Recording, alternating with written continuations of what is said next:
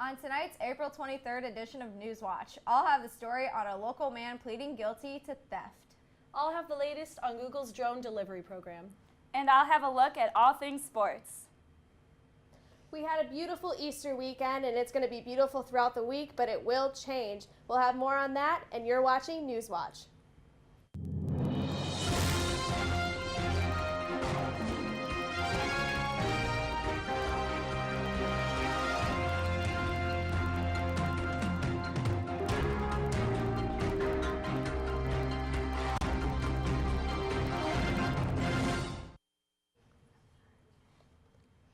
Good evening and welcome to Newswatch. I'm Kaylie Crow. And I'm Hollie Slosselman. Thank you for joining us.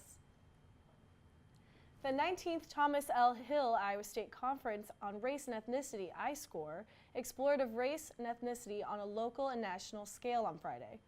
iScore, the university's local initiative designed to provide a platform to share knowledge through presentations and workshops. A variety of Iowa State students, faculty, and staff attended. They presented on different issues and personal experiences related to race and ethnicity. The session took 50-minute blocks. An Ames man pled guilty to theft of electronic devices belonging to Ames Community Schools. Back in December, the police found that David Joseph Lenenberg had 10 devices belonging to the Ames School District at his residence. Those 10 devices were estimated to be worth over $6,500. Lunenberg pled guilty to second-degree theft, which has now been reduced to third degree. He has been given 2-year suspended sentence and 18 months of probation for his crimes against the community. Ames City Council is meeting today, and starting the meeting is a joint session with the Ames Human Relations Commission. The commission will be presenting an annual report and have a discussion about the progress the commission will be pursuing the next year. After the meeting, dates like Arbor Day, Economic Development Week, and more will be announced by Mayor John Hala. The council will be discussing plans for a new radio system, predicted to be a multi-million-dollar project. The new radio tool will be used to increase public safety throughout Ames. An Iowa lawmaker is leaving the Republican Party due to his belief that President Donald Trump is full of unprecedented indecisiveness. Andy McKean of Anamosa has announced that he will be registering as a Democrat after nearly 50 years of being with the GOP. McKean stated that when he returned to Des Moines after being gone for 15 years, he found himself feeling uncomfortable and in an entirely different place. Currently, McKean is listed as a no party on the Iowa legislature website. As the semester comes to a close, many graduating students are beginning their next adventure. One ISU student is expressing her feelings about the transition the only way she knows how. Josh Lamberty has the story. Encased in... Graduation is right around the corner. It's wild. It's weird. But it's happening. For many students, graduation is the start of a new beginning. But graphic design senior Sally Baker I have applied to over 40 jobs out in the Glendale, California area. is choosing a different mindset. That's why I'm making my graduation cap. Just fearful, but not fearful. Just a lot of celebration of the unknown. But this isn't the first time Sally has faced the unknown. I've struggled in school my entire life when it comes to like math and science and stuff, and like school doesn't come naturally, doesn't come easy. But what she's learned in the classroom carries over into everyday life. I look back and I feel like I've learned a lot about myself, taught myself a lot of things, how to interact with people better. And so for these last couple of weeks, I'm just kind of enduring everything, and also just how can I be the best person I can be to get everything done and stay on track to graduate. And when Sally walks across the stage, Everything's gonna be okay. no matter where life takes her, graduation is only the beginning. For ISUtv, There she is. I'm Josh Lamberty. She's screaming. The Workspace hosts the event each year. You can visit their website for more information on this and other upcoming art workshops. Coming up next, we'll have the story about the Easter bombings in Sri Lanka. Don't go anywhere, you're watching Newswatch. Welcome back to Newswatch. The Islamic State claimed responsibility for the Easter bombings in Sri Lanka as the death toll rose over 300. Sri Lanka's Prime Minister warned that several suspects armed themselves with explosives and are still at large. The Islamic State's Amaq news agency released an image that allegedly shows the leader and other attackers. Sri Lankan President Maithripala Sirisena pledged in a live address to completely reconstruct the country's security forces in response. It is confirmed that former Vice President Joe Biden will announce he is entering the 2020 race Thursday morning. Although he's favored in some polls and is seen as the front-runner for the Democratic primary, Biden has faced criticism in recent weeks over the various sexual harassment allegations against him. This will mark Biden's third run for the presidency, but he will enter this crowded Democratic field already in the top spot in several polls. Biden was chairman of the Senate and Judiciary and Foreign Relations Committees before becoming vice president in 2009.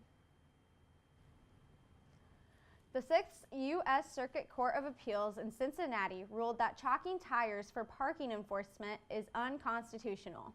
This ruling came after Allison Taylors sued a Michigan city for using this method to ticket her over 15 times.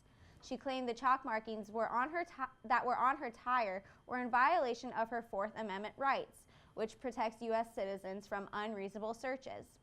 Chalking tires is a common practice by parking enforcement officers, where the officers will mark the tire of a car in order to monitor how long a car has been parked in one spot. U.S. Department of Transportation Secretary Elaine Chao announced Tuesday that the FAA awarded air carriers certification to Google's Wing Aviation. This is the first drone delivery company to be awarded one, according to an FAA news release. Wing Aviation can turn its tests into commercial deliveries in the U.S. Packages from local businesses are set to be delivered in Blacksburg and Christiansburg, Virginia. After the company consults with the local community, according to the release, the goal is to launch a delivery trial later this year. Wing wrote it in its Medium post. We'll be right back with Grace and your weekly weather. Don't go anywhere, you're watching Newswatch. Welcome back to Newswatch. My name is Grace Ekema and I have your weather for you tonight. We had a beautiful Easter weekend, wonderful temperatures and sunny out, and that's going to continue throughout the rest of the week, but it will cool down with some cooler temperatures and some rain will be making an appearance throughout the weekend. Currently, it is still pretty warm out in Iowa, 60 in Fort Dodge and Waterloo, 61 in Carroll, a little cooler to our south, 55 in Creston and 55 into Ottumwa. Right now, throughout the satellite, it looks like it was pretty clear throughout all of the today, and it was a little overcast in southern Iowa, but nothing too crazy, and it was pretty nice out the whole week, the whole day. But moving into your futurecast here, we see that there's a little bit of rain starting to make its way in appearance on Wednesday, but that's not the end of it. It'll continue to keep on coming through, starting there Thursday at 3:30 a.m., It'll make its way and be in most of Iowa starting at 11:30 a.m. on Thursday. It will disappear, though, for a little bit on Friday, and it'll be pretty clear and overcast. But like I said before, that is not the end of it. Saturday, more of that rain will keep moving on through, and it looks like it might get even cold enough to have a little bit of snow up in southern Minnesota and northern Iowa, but that will move throughout, and hopefully it'll stay warm enough that it will just melt right with the rain. Sunday, again, here comes some more of that rain, a little bit of snow again in northern Iowa and southern Minnesota. But again, let's just hope it stays warm enough and we will just keep moving on through. Right now in Ames, it is 41 and clear. It is a beautiful night. Only 9 to 16 mile an hour range for the wind. So if you're outside walking around, there won't be too cold. You might just need a little bit of a jacket. Tomorrow, it's going to be warm again, 71 and sunny. 10 to 14 mile an hour wind, so a little bit breezy, but still perfect to walk around on campus. And your extended forecast, 71 for Wednesday and 73 on Thursday. Excuse that graphic on the Friday. We're not quite sure why it's there, but it does grab your attention that it will start to cool down Friday at 64. And throughout the weekend, it is going to stay cool in the 60s with that rain. That's all I have for you for weather, and we'll be right back after the break. Welcome back to Newswatch. Thank you for joining us. The Iowa State softball team swept the Baylor Bears this past weekend, securing their bid to the 2019 Big 12 Softball Championship in Oklahoma City. It was the Cyclones' first road conference sweep since March 2002, Emma Highland was named Big 12 Player of the Week after she went 2-0 with a 0.60 ERA.